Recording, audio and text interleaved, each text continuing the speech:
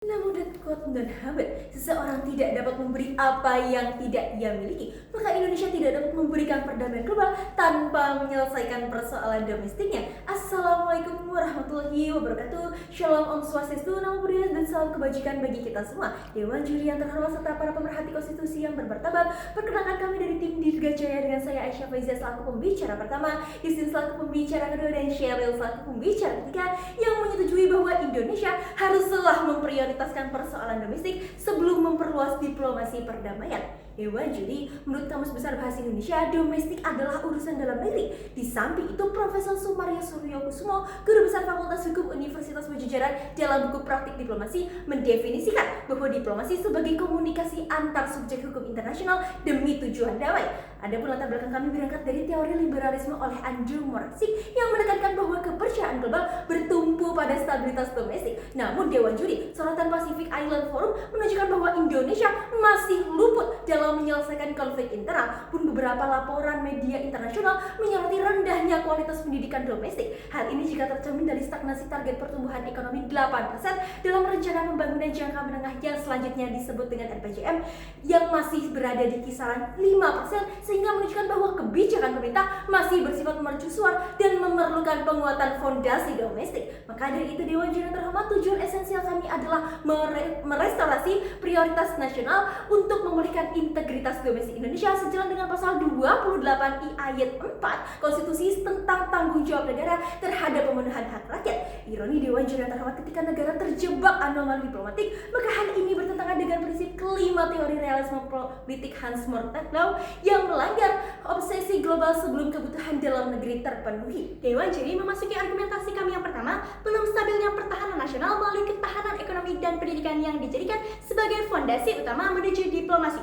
Teori pertumbuhan endogen oleh ekonom Paul Romer dan Robert Lucas berpendapat bahwa di mana pertahanan nasional yang paling kuat bukan berasal dari pembelian alutsista dari luar negeri, melainkan dari mesin ekonomi dan pendidikan yang tumbuh dari dalam negeri. Menelik pada yuridis hukum pasal 2 Undang-Undang Nomor 3 Tahun 2002 menjelaskan bahwasanya hakikat dari pertahanan diplomatik mengarah pada seluruh aspek dan di mana menjadikan aspek pendidikan dan ekonomi sebagai fondasi penting dalam perbaikan seluruh aspek diplomatik. Dalam konteks musik kali ini, kami menegaskan bahwasanya keberhasilan diplomasi tidak hanya ditentukan oleh seberapa aktif suatu negara di tingkat internasional, melainkan oleh kesiapan dan kekuatan domestiknya. Maka tujuan diplomasi yang dijalankan akan lebih efektif dan berkelanjutan. Menilik pada kondisi negara kita yang menunjukkan belum adanya kesiapan stabil dalam bergabungnya negara Indonesia terhadap diplomasi itu sendiri, di mana dari data BPS menunjukkan angka kemiskinan Indonesia naik hingga angka 10% per bulannya. Pun pula laporan dari Celsius menunjukkan bahwasanya kekayaan 50 orang terkaya di Indonesia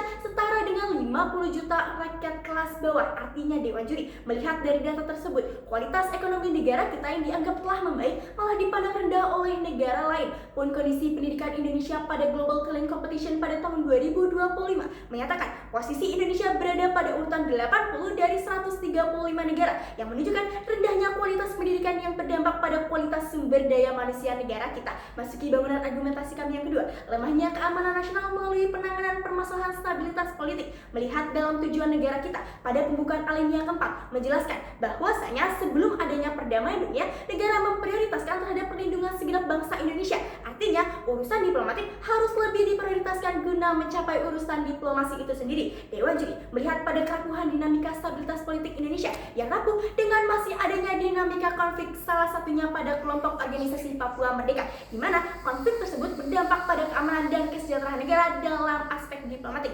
Pun dalam data empiris dan oleh Index of Law menunjukkan bahwasanya Indonesia mencapai skor 0,53 yang menunjukkan indeks penilaian masih rendah dan belum kuatnya stabilitas hukum dalam suatu negara. Stephen Krasner, pakar hubungan internasional Amerika Serikat dalam teori sovereignty as organized hypocrisy, mengatakan kedaulatan negara tidak selalu mencerminkan kemampuan nyata negara, namun sering hanya formalitas institusional. Kontekstual pada mosi perdebatan kali ini adalah kedaulatan negara bergantung pada efektivitas pemerintahan dalam merumuskan dan mengimplementasikan kebijakan yang mencerminkan kapasitas negara yang akan menentukan tingkat kredibilitas dan legitimasi di internasional, sehingga kemampuan Indonesia dalam diplomasi diplomasi perdamaian global sangat bergantung pada kapasitas domestiknya terlebih dahulu. Dewan Juri, apabila rekanku khawatir terhadap pemprioritasan domestik tanpa melaksanakan kewajiban internasional, maka kita perlu menilik keberhasilan Korea Selatan sebagai raksasa ekspor teknologi pada tahun 1960 yang justru mengutamakan pengembangan negara